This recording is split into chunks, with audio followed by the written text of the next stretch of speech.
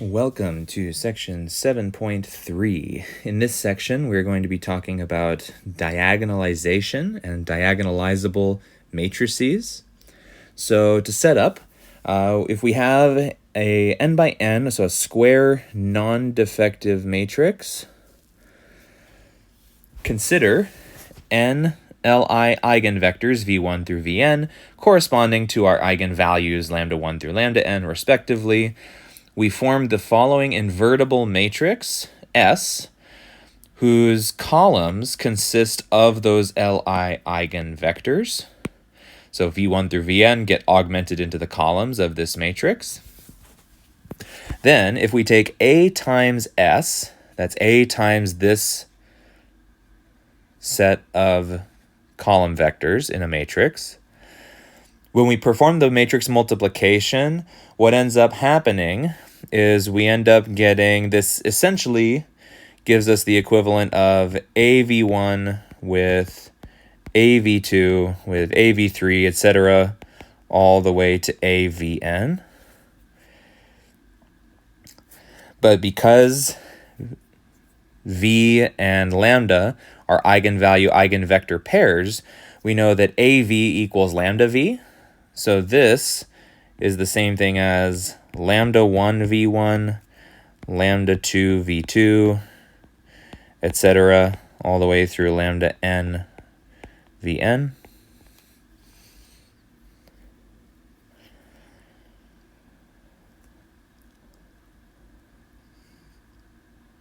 And what this ends up doing, if we want to rewrite this in kind of a better form, that would be this matrix with our eigenvectors, v1 through vn, times a square n by n matrix whose main diagonal elements are the lambda values all the way down to lambda n, that has zeros everywhere else.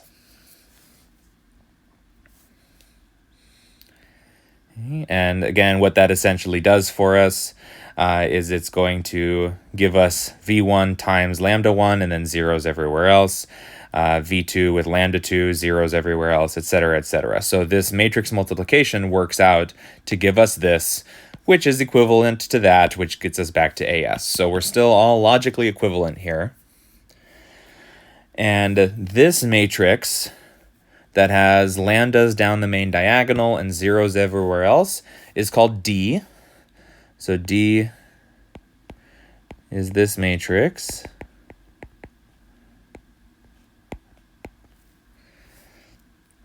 And D is called a diagonal matrix. Also written D equals diag of lambda 1, lambda 2, all the way through lambda n. Okay, so this is a diagonal matrix that we can obtain simply by knowing the eigenvalues that correspond to these eigenvectors. Now, since AS equals SD, that's what we just showed right here, AS equals SD, then A is equal to SDS inverse. So we can multiply right-hand side by S inverse. Those two would cancel, and we're left with that. Or D would be S inverse AS. So again, we get the same kind of thing. So we left-hand multiply S inverse, and that's what we get, that relationship. This gives us a tool for finding A, and we'll look at that in just a little bit. But what we say is if there exists an invertible matrix S such that these relationships are true, so that AS equals SD and that these are all true, A and D are said to be similar.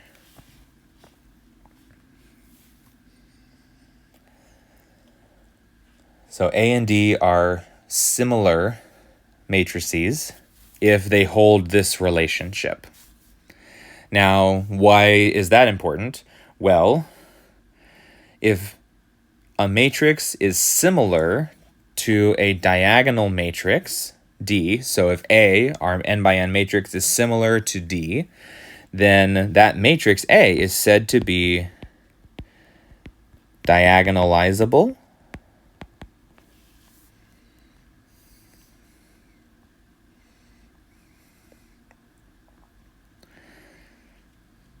Now, if we want to determine whether or not a given matrix is diagonalizable, we want to be able to do so as simply as possible. So the process for doing this will be very similar to stuff we've already worked on because of this theorem right here. An n by n matrix A is diagonalizable if and only if A is non-defective.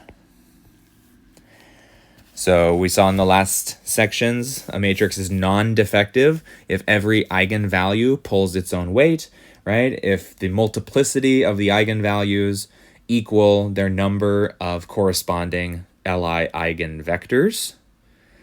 Okay? So again, if a eigenvalue appears twice, it has a multiplicity of 2, it should produce 2 eigenvectors. If it appears 4 times, it should produce 4 eigenvectors, etc., etc. So if the matrix is non-defective, then it is diagonalizable. And hopefully that makes sense because in order to be diagonalizable, it has to be similar to this matrix with lambda 1 through lambda n. If you don't have all n lambdas, right, if you're short because one of the eigenvalues didn't produce enough vectors, then you're going to end up being in a situation where your matrix is not the right size. Right? If this eigenvalue didn't produce another eigenvector, this matrix won't be long enough to match with this one in terms of the multiplication. So this relationship only works for non-defective matrices. So in terms of our conclusions, diagonalizability is only one step removed from non-defective. So if we want to verify that this matrix, for example, is diagonalizable, we would take determinant 3 minus lambda, -2, -2, -3, -2 minus lambda, -6, 3, 6, and 10 minus lambda. Set that equal to 0. This matrix in particular is a bit of a tougher ask determinant-wise, so we're just going to cut to the chase here. This ends up giving us lambda equals 4, 4, and 3.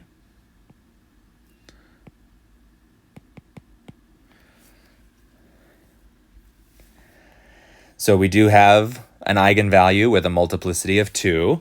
So in order for this matrix to be diagonalizable, it has to be non-defective, which means that this eigenvalue is going to have to produce 2 eigenvectors.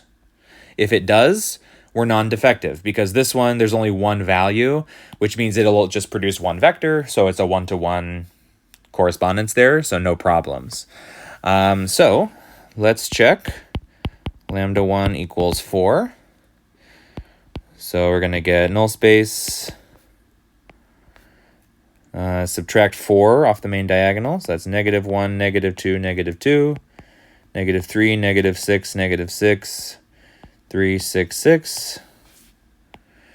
And you can see fairly quickly, 1, 2, 2. Both of those bottom rows are going to cancel. So we're going to get z is t, y is r, both free variables. X will be -2r minus 2t. 2 free variables is going to give us 2 Li eigenvectors. So that's v1. So we'll say is the r. So that would be -2, 1, 0. And v2 corresponds to t. So that would be -2, 0, 1.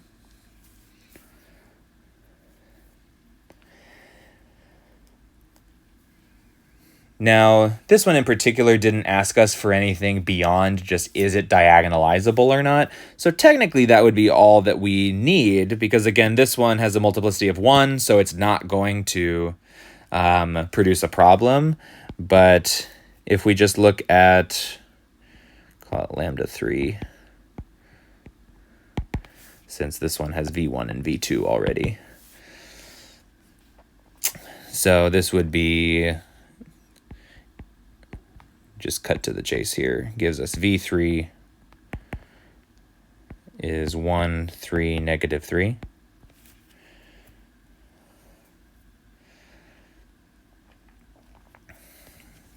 So what we have here is a 3 by 3 matrix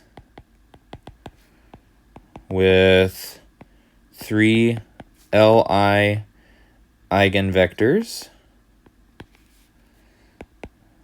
Thus, A is non-defective.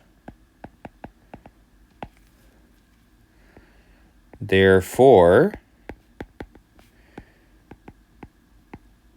A is diagonalizable. And again, it didn't ask us for anything further than this, but just so that we understand how this relationship is set up, we would have the matrix S that consists of the eigenvectors as its columns. So negative 2, 1, 0, negative 2, 0, 1, and 1, 3, negative 3. Gives us S inverse times A times S is the diagonal matrix of 4, 4, and 3, which would be 4, 0, 0, 0, 4, 0, and 0, 0, 3.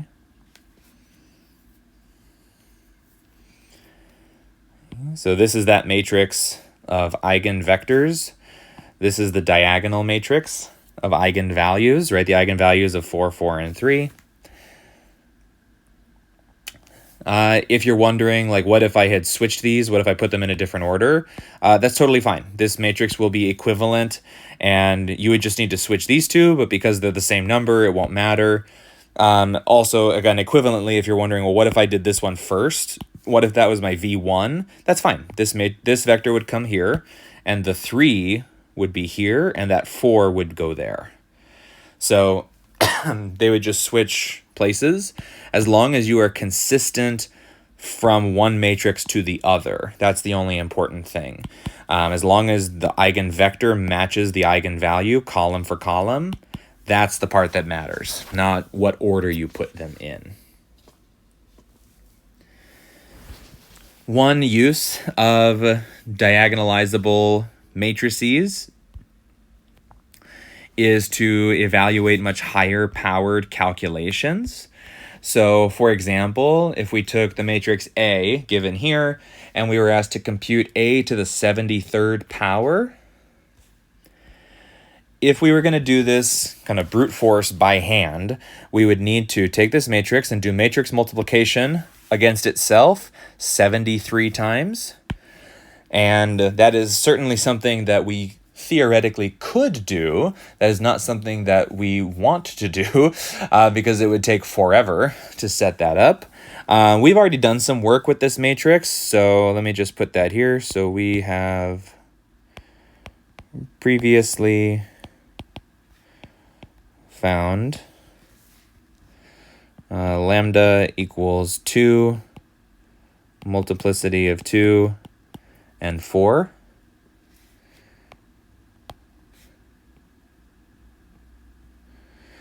And we found the corresponding eigenspaces. So E2 was the span of 1, 0, 0 and 0, 1, 1. And E4 is the span of 5, negative 1, 1.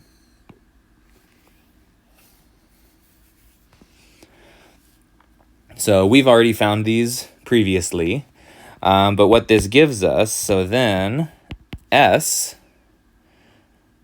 corresponding to this matrix will be 1, 0, 0 in the first column, 0, 1, 1, and 5, negative 1, 1.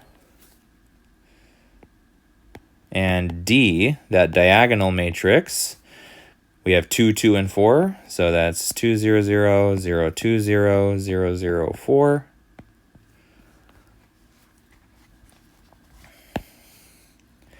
Where the benefit of this comes in is if we're trying to compute a to the 73rd power, since a is diagonalizable, we know that it's equal to SD S inverse then to the 73rd as well.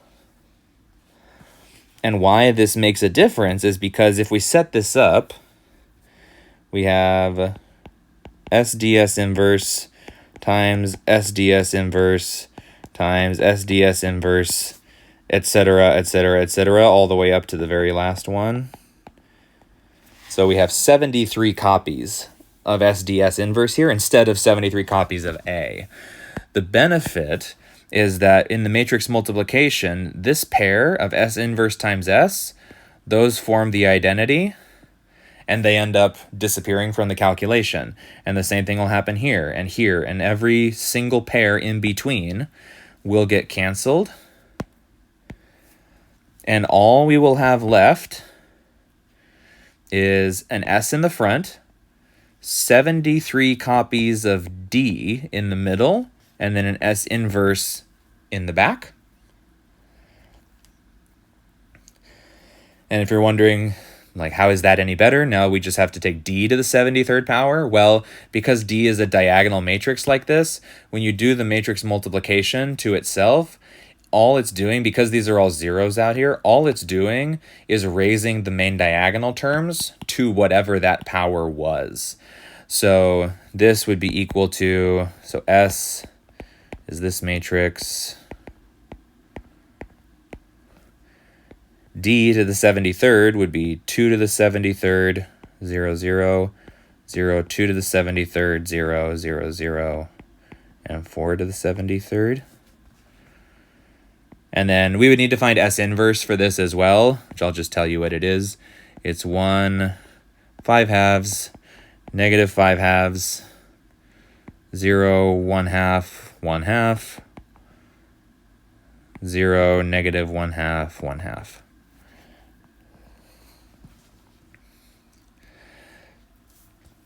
So all we need to do is raise 2 and 4 to the 73rd power and then do the matrix multiplication 1, 2 times here to get that final answer, which it produces a huge number. So I'm not going to go through like all the final calculations there. Obviously the 73rd power of anything is going to be huge.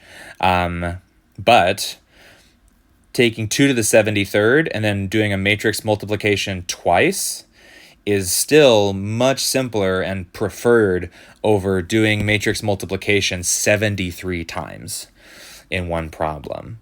Okay, so something more realistic, maybe if we have like a to the 5th or something like that, then you'd look at, 2 to the 5th, 2 to the 5th, 4 to the 5th. Those are things we could do even just in our head possibly, and then do the matrix multiplication twice to get a final result. But the bottom line is that you can take much harder, high-powered calculations and matrices and make them much simpler to evaluate directly than if we did not have a diagonalizable matrix. Right? If A is not diagonalizable, we cannot set up this relationship, and we would have to just evaluate a to the 73rd directly, just multiplying it by itself 73 times. But again, because it's diagonalizable, we can set up this relationship. And again, it's still a huge number in those components, but it does simplify the work over just brute force 73 matrix multiplications. But that brings us to the end of section 7.3 and the end of chapter 7. So that is our introduction into eigenvalues, eigenvectors, and now diagonalizable matrices and diagonal matrices, and how those relate to e-values and e-vectors and non-defective matrices.